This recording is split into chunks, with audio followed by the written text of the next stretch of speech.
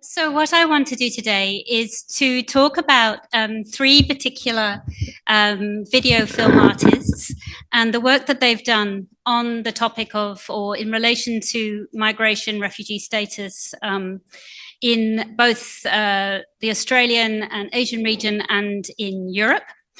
And I want to think about how that might have changed in their own thinking about their work, but also how we might be looking at it differently now, 3 or 4 years after 2019, which is when I was first working with many of these artists, and then, of course, we've just been through a world-defining hiccup, which has also sort of thrust us into a new era, arguably. I'm actually on my tiptoes because should have worn high shoes. Anyway, I'm going to start though, and I actually wasn't going to start with this, but now I am going to start with this. I want to talk to you a little bit about port cities. I'm not going to talk about Le Havre, although that's come up and that exists in many films already about migration. But I wanted to talk about an exhibition that we did in 2015 called Libidinal Circuits. And it was about the circuits of culture, economics, and power that traveled around mainly imperial port cities associated with the British Empire, Liverpool, of course, being one of them. And Libidinal Circuits was our response to this and involved many things which I can't go into, but including a Byzantine gold bird that sang out poetry of the people, which people who came to the gallery fed into it. The tragic thing was that the bird was vandalized on night one and its Raspberry Pi was taken out. So the poetry never happened, but it did become, if you like, a symbol of the relationship between art and the people and vandalism, which I'm going to talk about right now. So I'm going to start with words, not film. But I hope you'll forgive me because I think it does link up to some of the other things I'm going to say, but also to some of the things that are already being discussed in this conference. So as well as the Byzantine bird, the other installation that was vandalized in Liverpool was Turkish artist Banu Senetoglu's The List, which was part of the 2018 Biennale in Liverpool. Çenetoglu had started the work in 2002, shocked by the death toll of migrants trying to reach Europe by boat since the 1990s. Her aim was to record all their names, along with the date they died and the cause of their death. It therefore shares with other visual works discussed here the strategy of excavating hidden or inconvenient histories, bringing them to light, and so setting off new chains of association in the present, which I think is arguably what art tries to do. The list was pasted onto a long hoarding on Great George Street in Liverpool. Now, Great George Street is a main road running south from the city centre, which fenced off a derelict site that had been earmarked for the development of a shoddily designed and dodgily financed new extension to the long-established Chinatown nearby. And of course, that all fell over during COVID, and many people in Hong Kong lost their money. So, you know, there were global repercussions of that as well. Now, with the list, there had been no attacks on the list in its previous presentations around the world, particularly Europe. Given the political climate at the time in Britain, many people linked its trashing in Liverpool to populist anti-refugee feeling and post-Brexit aggression. Charlotte Higgins in The Guardian said, "There is something immeasurably depressing and shaming that this should happen on its first showing in Britain. It is hard to imagine," she says, "the failure of compassion that would impel any individual or group to do this, especially as the list is so modest. It asks nothing of passers-by other than it should be seen." The list was writ down not once, but twice. It was defaced again when it was restored on the same stretch of hoardings. Now, recalling the destruction of the Byzantine bird earlier in 2015, it may seem surprising, if this was the case, that neither the artist nor the biennial curators foresaw vandalism as a risk in 2018. Even so, it was reasonable for the journalist, Charlotte Higgins, to protest that the list asks nothing of passers-by than it should be seen. Or was it? Because is that really ever all that activist art in a public space asks or should ask? And the reason I ask this question is because I want to make a link between this and other arguably non-indexical artworks that I'm going to talk about in a little while. So whether intentionally or not, and whether this had anything to do with the vandalism or not, the location of the list's role of the refugee dead could not help but evoke episodes from Liverpool's history as a port of destination or transition for earlier migrants. It was a radioactive site in Laura Marks and Deleuze's sense that it hints at fossilized but unresolved histories.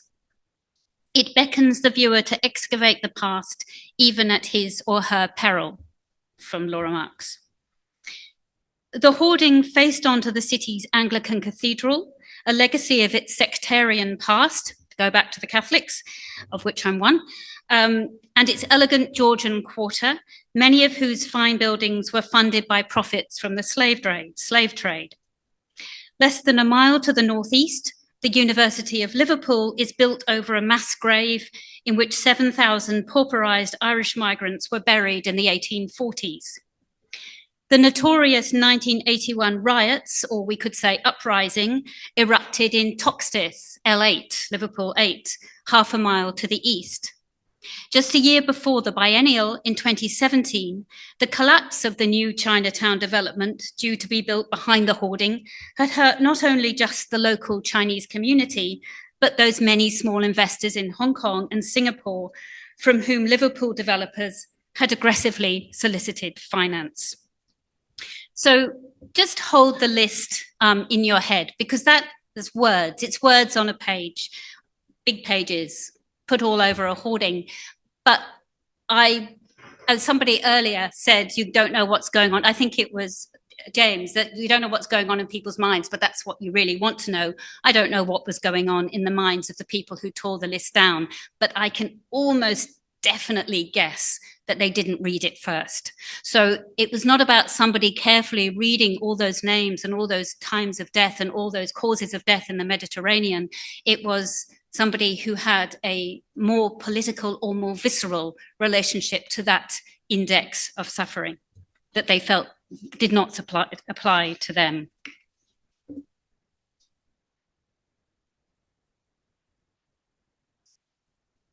So the filmmakers and films I want to talk about now. Denis Del Favero is an Australian-Italian video artist. Natasha Davis is a Bosnian-Croatian British artist, and Hoda Afshar is an Iranian Kurdish Australian artist. In terms of their migration status, Denis was born in Sydney, in the Women's Hospital in Darlinghurst of Italian parents. Natasha Davis, I'll tell you more about her background, but she became a refugee early in the 1990s due to the Serbian-Bosnian War. And Hoda Afshar left Iran, I think about 12 years ago, to study in Australia and has remained there and built her career as an artist there. Before we do anything else, I'm going to show you a little bit of Tampa 2001. And then I'm going to admit to you that it isn't Tampa 2001, it's Medusa 2023, but it's also Tampa 2001. So I'll explain in a second. Sorry, that's actually, I didn't forget that was there. This is an image from Hoda Afshar's Remain, but we'll come back to that.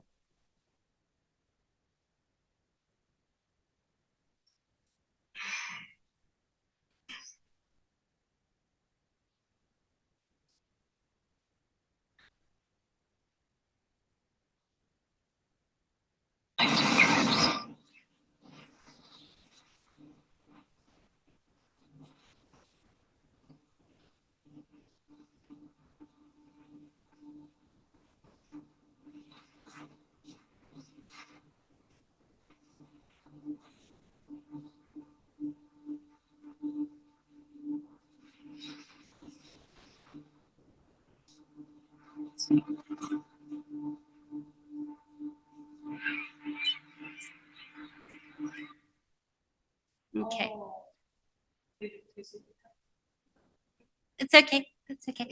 I only showed you a small part of it. It's only 4 minutes long, but it was difficult to. It's AI generated.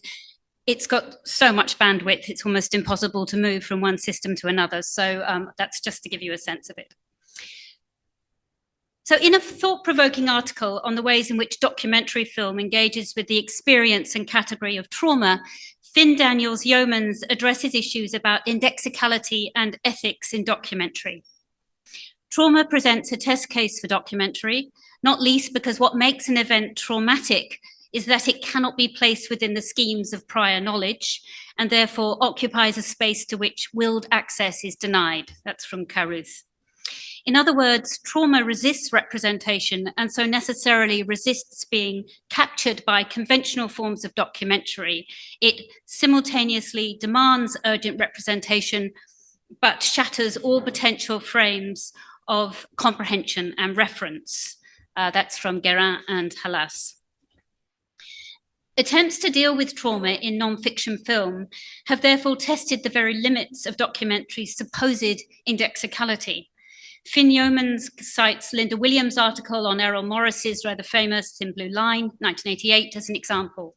She explores the film's reflexivity, its employment of the medium's aesthetic techniques, and the way in which it undercuts documentary's cognitive norms as it attempts to get the measure of its subject matter.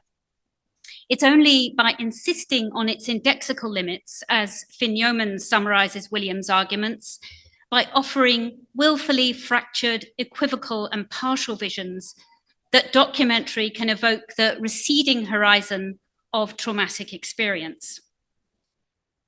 Now, actually, this approach doesn't go far enough for Finn Yeomans, because its conception of documentary is still, as he says, configured chiefly in representational terms. As he sees it, the old conventions and techniques of mimetic representation, didactics, third-person voiceover narrative, and descriptive documentation, fictodocumentary, of course, being one form of this, are neither sufficient nor appropriate for capturing the emotional, political, or intellectual substance and depth of traumatic experience. His preferred alternative is an effect-based, non-representational framework. And of course, this is why I'm bringing Dennis's work here today, within which the elusive nature of such experience can be conveyed without any elision of trauma's intimate violences. This non-representational aesthetic sets aside representation, indexicality, and meaning in favor of a Deleuzian program of materiality, affect, and somatic immediacy. It is in his shift from the cognitive or explanatory language of representation to the material relatedness of viewing body and world on screen that Finn Yeomans restates my question about a work's claim on the spectator. That is, what are the operations of documentary textuality here?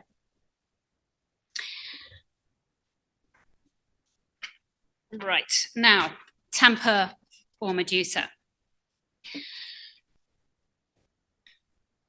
Dennis Del Favero's Tampa 2001 is one segment in his work, Firewall, which explores the concept of the door as a metaphor for the dynamic interaction between the human and non-human worlds. That's how Dennis quoted it when we also showed this work at Libidinal Circuits in Liverpool. In an earlier work in the series called Dolomites, he explores the ambivalence of doorways by displaying images of Venetian entrances in small perspex boxes. And in that iteration, the doors appear as puzzles. They're observable to the passerby, but they're not apparently accessible.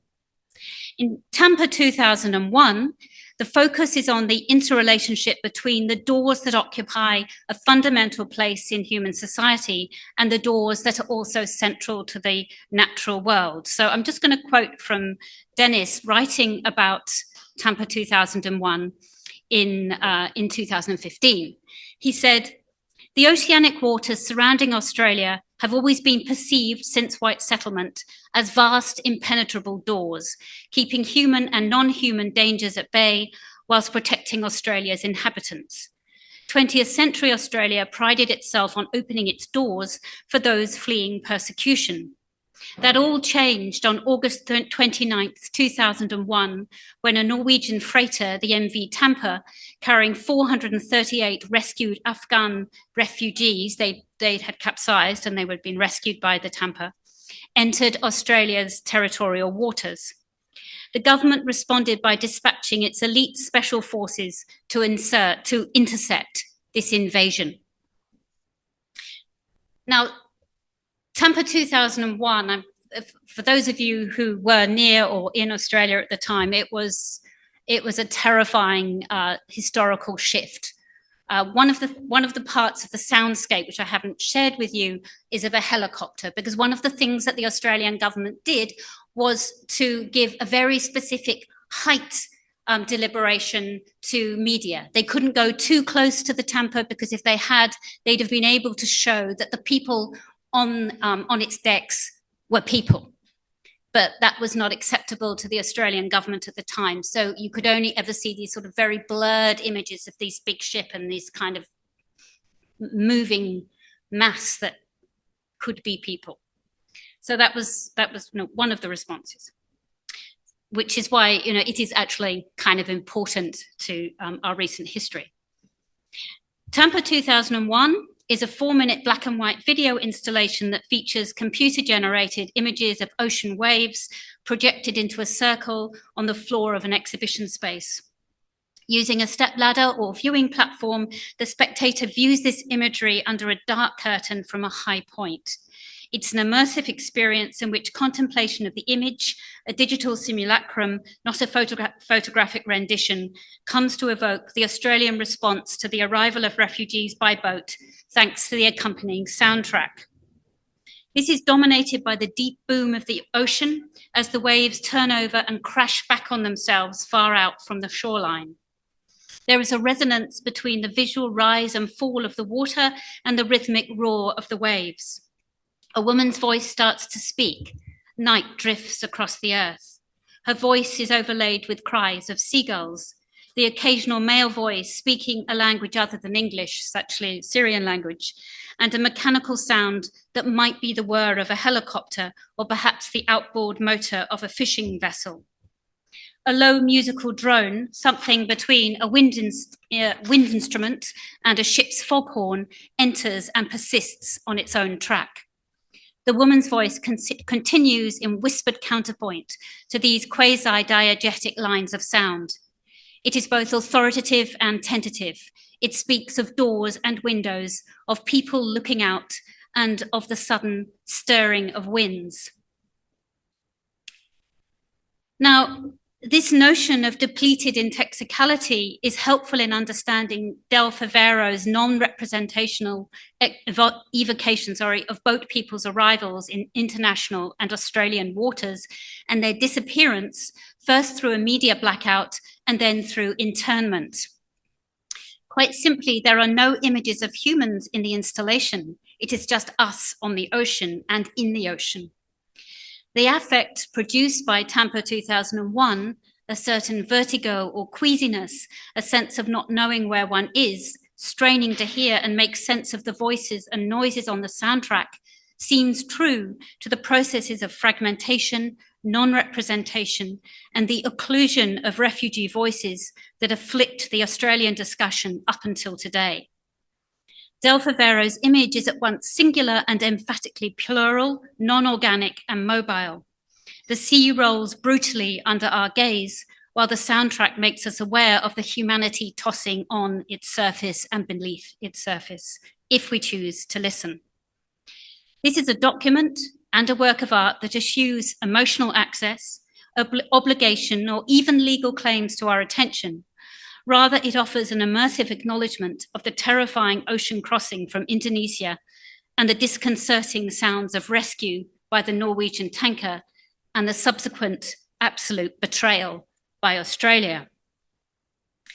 Now, I wrote that a couple of years ago, 3 years ago, before COVID. That same piece has been reworked and is now, it's just opened in a show, a retrospective of old and new works by Dennis Del Favero, which is in Turin at the moment. And there's a new catalogue essay. I've done one, someone else has done something else. But what I found really interesting, because I didn't do the catalogue essay on Tampa 2001, and it's not called Tampa 2001 anymore, it's now called Medusa. And Ursula van der Vrohe, who has written about Medusa in this exhibition's show, says, the 3D computer graphic Medusa, inspired by Theodore Géricault's The Raft of Medusa, 1818. You can have a look at. You all know it. 1818, immerses the viewers in the vastness of a grey and turbulent oceanic landscape.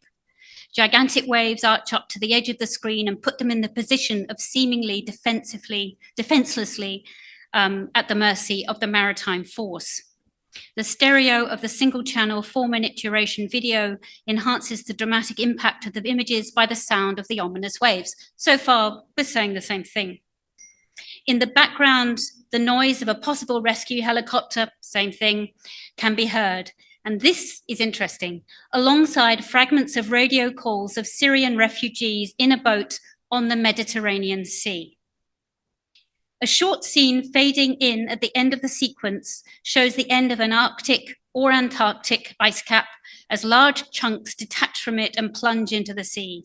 Again, it is the title of the work, Medusa, suggesting a notion of loss and extinction resulting from destruction, reinforcing the experience of the effects of environmental catastrophe.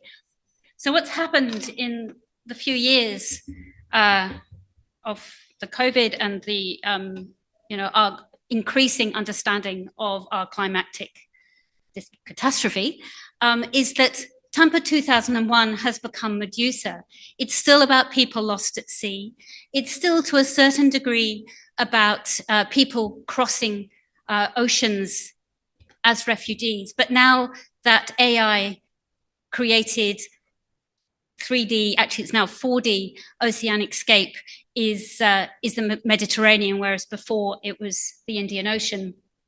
And the indexicality, I would say, has become slightly shifted, because by naming it Medusa, we're seeing this rather than seeing that amorphous deck of the Tampa. So it's become rehistoricized, which probably also talks back to the last talk, that histories can suddenly shift, and yet very little is different if you actually look at the piece as a piece of narrative, if you like.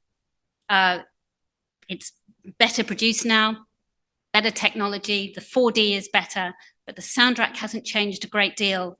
But in its understanding, it's now about environmental collapse. It's about humans both part of our own loss as we pass through the sea. We're on the sea, we're in the sea, we're under the sea.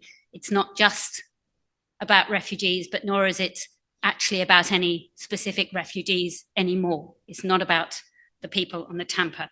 So I'm not saying that's a good or a bad thing, or that my reading or Ursula's reading or Dennis's pre-reading, or his work, do what he likes with it, that's wrong or good. It's just interesting how the meaning of a work can change so much.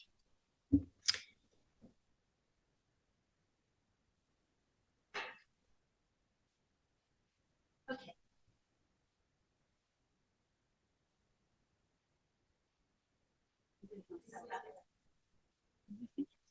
Anyway, what that says is Morton Hall.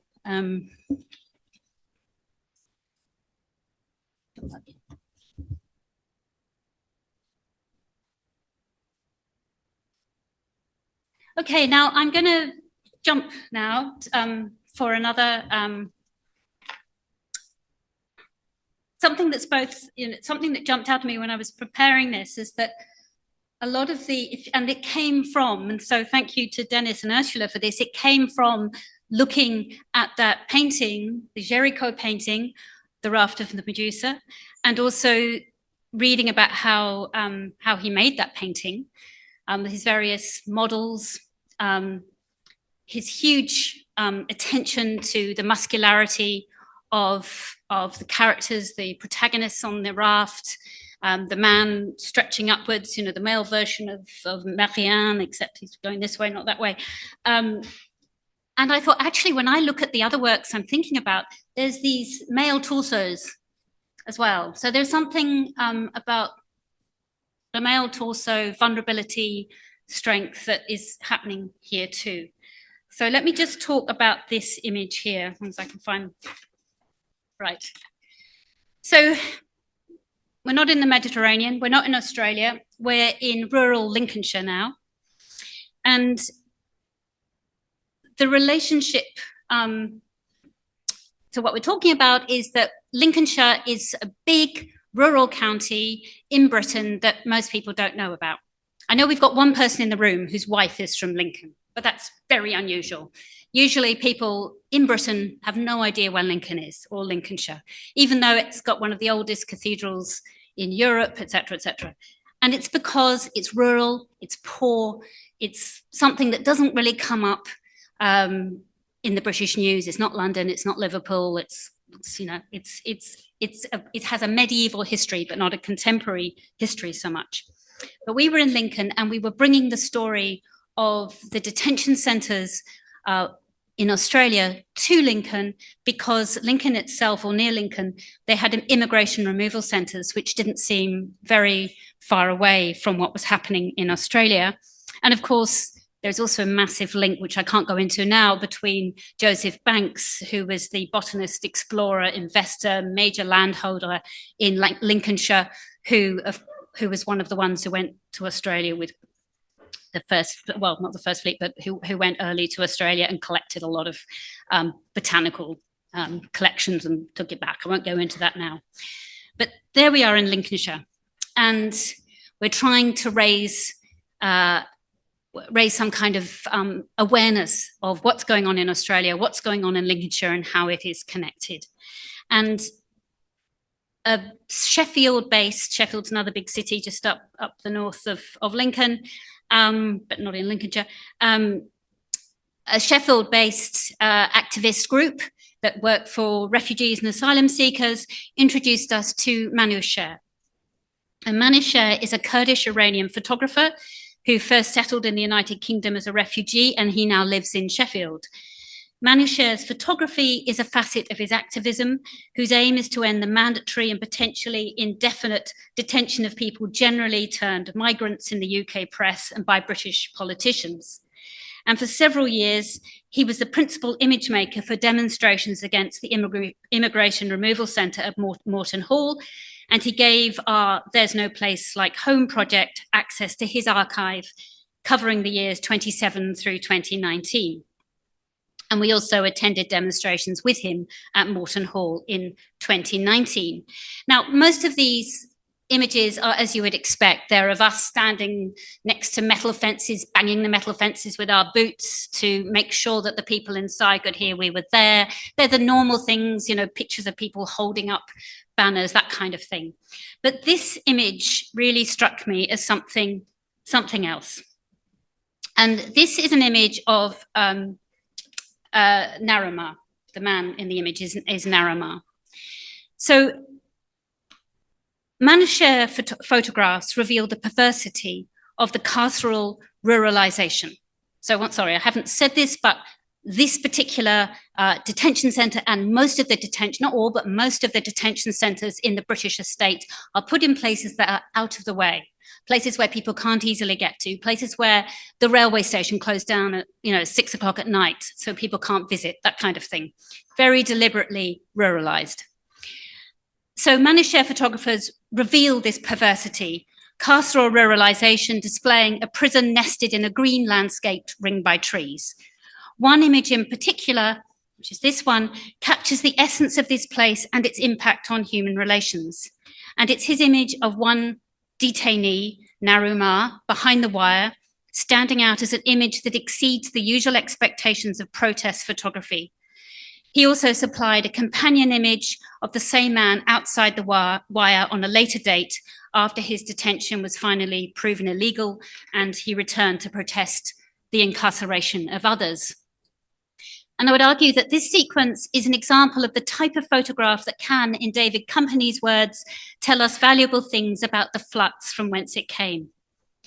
The first photograph, this photograph, is unusual because the height of the main fence normally makes it impossible to see into the prison from the outside, and the entrance yard is out of bounds to inmates whenever protesters are in the vicinity. They actually get taken in for ice cream, or they were. Prison staff and police authorities strongly discouraged or actively prevented detainees from making contact with the visitors outside. In response, demonstrators developed the practice of singing and drumming their heels on the fence, making a noise that the officers could not easily suppress without a physical confrontation on the belonging side. But in this case, Narumar has managed to climb high enough to be seen through the wire mesh and is clearly shouting out to his supporters. The image thus captures an extraordinary moment of communication achieved despite its routine suppression.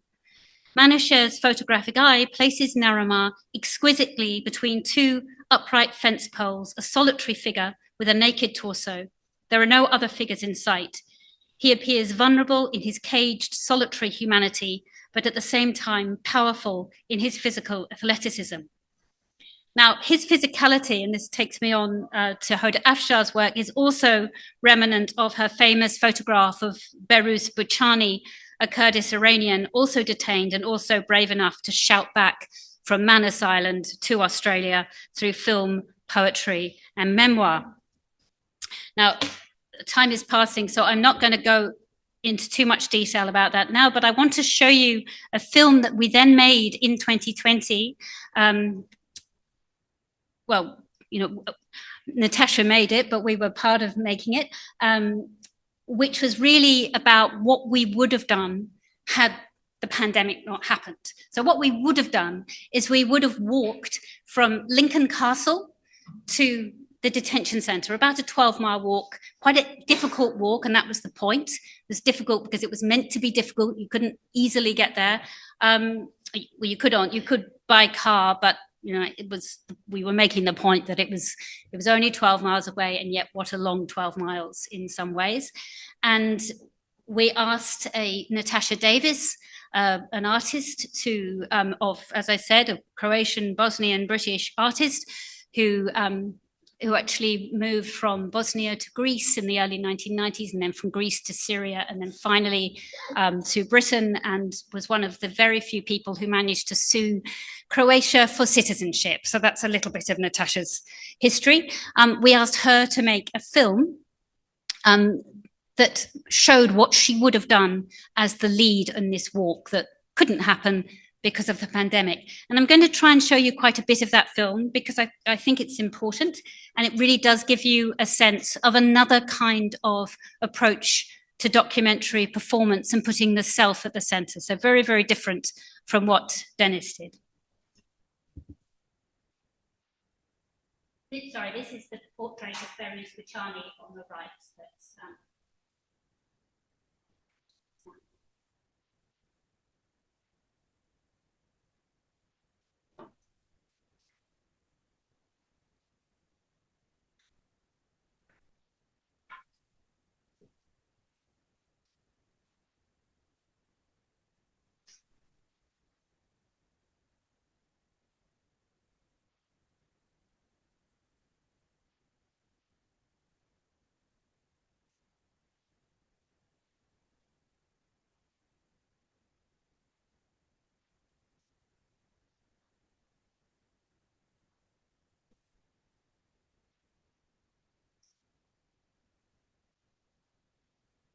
If you'd met me here at the castle, we'd have smiled and looked at each other.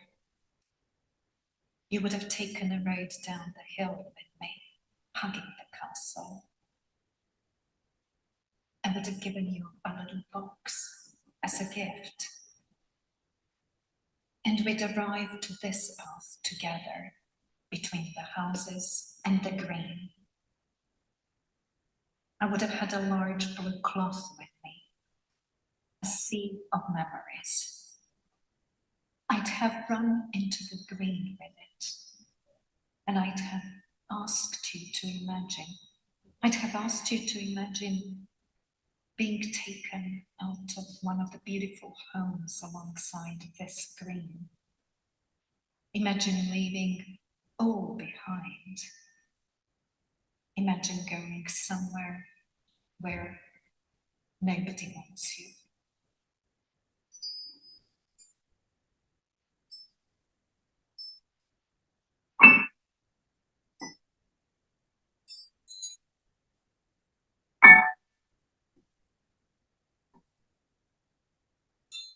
Imagine hearing your summer request has been denied. Imagine hearing you will not get the right to work, that you didn't get that job you really needed, that good news from your doctor, or your landlord, or your bank.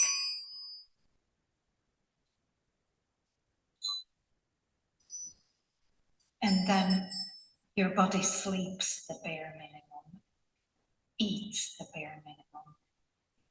It wakes up early and immediately remembers it all.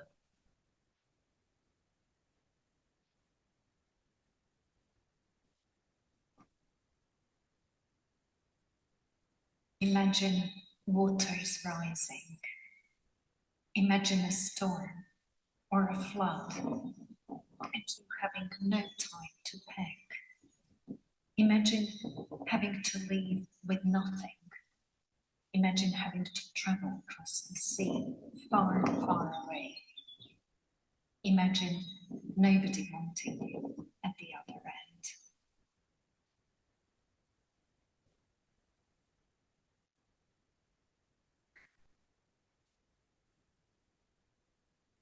The sea level will rise between 20 centimeters and 90 centimeters by 2100. You have a horrible journey over the waters. You arrive. You think you're safe. But another, more horrible journey starts.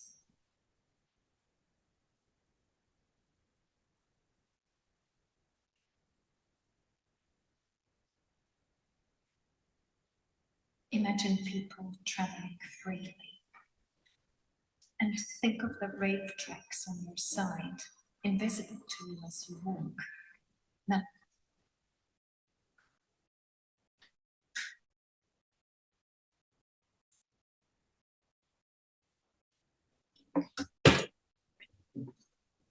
So I'll stop it there, but I can, for those who want to see the rest of it, there's a link I can give you. So just quickly, just before I go to, just want you to look at this image because I won't get to this in Remain, but this is a key image in Hoda Afshar's Remain. And the reason I want to show you that is it's another film that tries to juxtapose sort of green beauty, but actually an incarcerated situation. And in this case, it's Manus, which is an island of Papua New Guinea, which the Australian government has been using over many years, not stopped now, just, but has been using as basically as a prison. And of course, the Manusians have not really done very well out of it, and Nauru, also the Kingdom of Nauru, has had the same imposition in the guise of kind of neo-colonial investment. But if we can come out of that and get to Remain.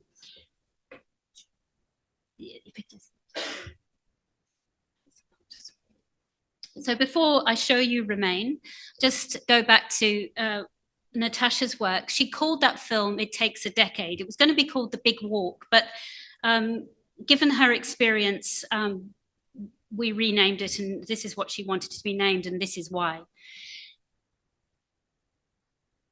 She described how she'd left Nice in southern Serbia on the last possible train as the civil war of the 1990s broke apart the old Yugoslavia, and how she'd spent several years as a stateless person in Greece before living in Syria and finally arriving in the UK. Given this background and the body of work she developed across live performance, installations, film and writing, that was, she was the person we approached to create the performance walk. And as she began to pace out the route from Lincoln to Moreton, Davis saw that it contained 10 distinct changes in landscape. Suburban exits out of Lincoln, paths behind peaceful family homes, rising waters in the local river, playgrounds, cornfields, electricity pylons, horse farms, plant nurseries, forests in the dusk, and finally, the Her Majesty's Immigration Removal Centre at Moreton Hall. Presumably it's His Majesty's now. The number 10 chimed with an insight Davis had often shared with refugee friends, that it takes 10 years to recover after being uprooted and displaced. And in an interview in 2017, Davis recalled how she was unable to do any artistic work at all while she was living in Greece. She said, "I couldn't do anything. To be an artist, you have to dig deep. And digging deep at that time meant opening that chasm which I desperately wanted to close. You do lose a decade of your life in one way or another when you are displaced." So I think that's just something else I wanted to bring into this discussion, that if you're talking about refugee or migrant film, it's not just about the moment of travel, it's not just about the moment of arrival, it's also about this 10 years, in Davis's terms, of recovery. Now, the final piece I want to show you is Hoda Afshar's Remain. I'll show you maybe 3 minutes of it, 3-4 minutes of it, so you get a sense. This she shot secretly on Manus Island with the collaboration of Behruz Bouchani, who was incarcerated at the time, and 9 other men who were also incarcerated. She had to pretend she was doing something else in another island, and she managed to do this, this work.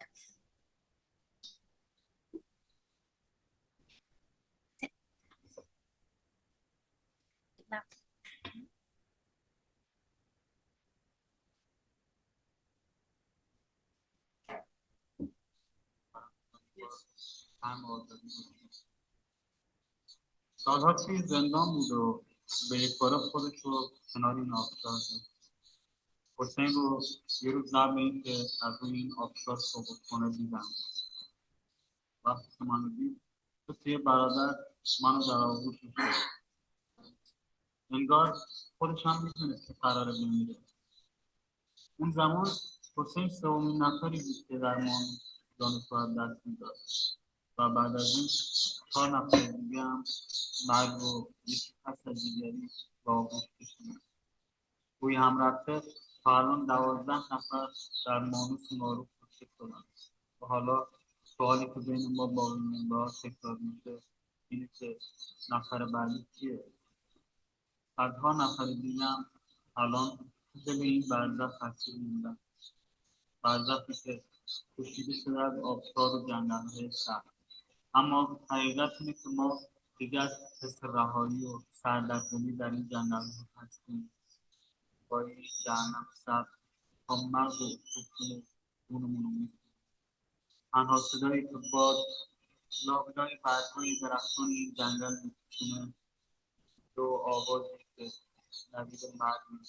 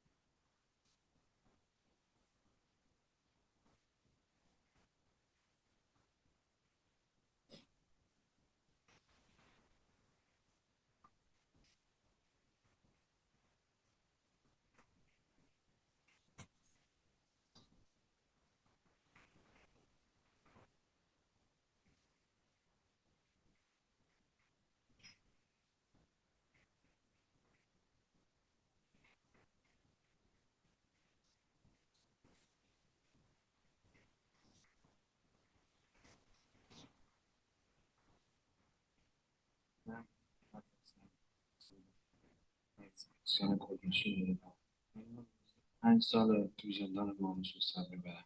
من کرد فعلی یعنی همون کسی که هیچ مدرک شناسایی نداره، هیچ هویتی نداره، هیچ وطن و خاکی نداره. بعد از بارها مرگ رو تجربه کردن خودم رو رسوندم به جزیره کریسمس یعنی خاک استرالیا. ولی وقتی که رسیدیم اونجا به ما گفتن که دیگه شما نمیتونید برید استرالیا، باید برید کشور پاپوانیوگینی جزیره مانوس، برای همیشه اونجا زندگی کنید. وقتی که رسیدم جزیره مانوس ما رو بردن زندان دلفاری کرد و زندانهای مانوس. هر لحظه هر ثانیه سایه من بالا سر من بود. شب خیلی من به هیچ ما رسیده نمیشد. هر مریضی هم که میگرفتید میگفتم باید خواب بخورید. حتی اگه سرطان هم میگرفتید میگفتم باید خواب بخورید. 4-5 ماه از زندان مونتو زندان فوکس گذشت. یه درگیری یه شروع تو کمپان ایجاد شد. شب خیلی وحشتناکی بود. اکثر محلی‌ها حمله کردن. از بیرون با اسلحه تیر شلیک میکردن و گارد تو با چوب، با چماق، با سنگ و همین که بچه‌ها رو میزد. اکثر بچه‌ها زخمی شدن. یعنی بچه‌ها رو به قصد کش میزد. اونجا به ما گفتن که یه نفر مرده برای هیچ چیزی نیست. وقتی که صبح شد به ما گفتن که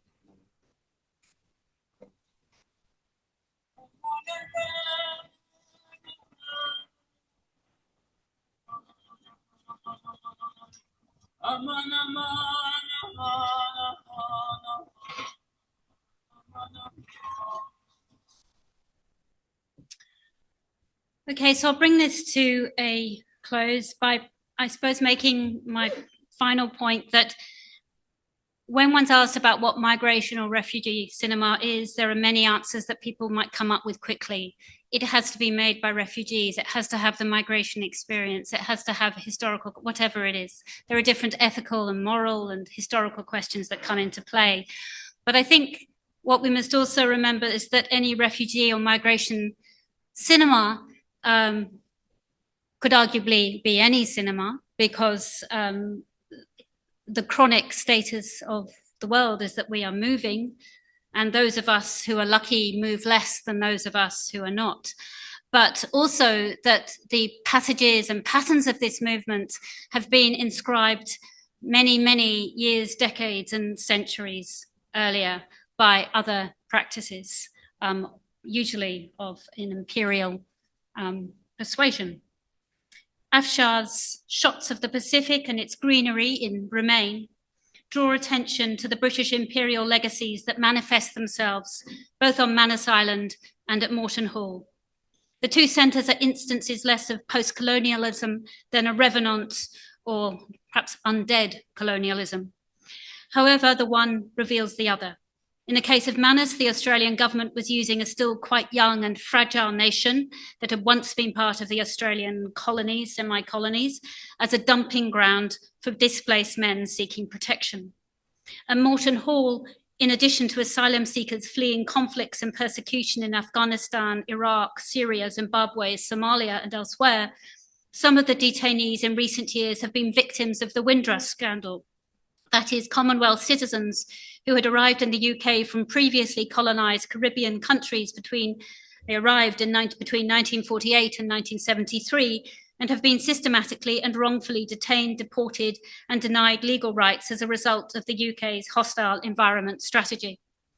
It has been alleged that 2 of these Windrush detainees were deliberately deported back to the Caribbean in order to prevent them from testifying at the inquest into the 2017 death at Moreton Hall of a Jamaican British man, Carlington Spencer, which they had witnessed. In an unusually pointed letter to the Home Secretary in 2020, the coroner asked the Home Office why no formal declared statements were obtained in a timely fashion from these witnesses before their removal. So I'll leave it at that.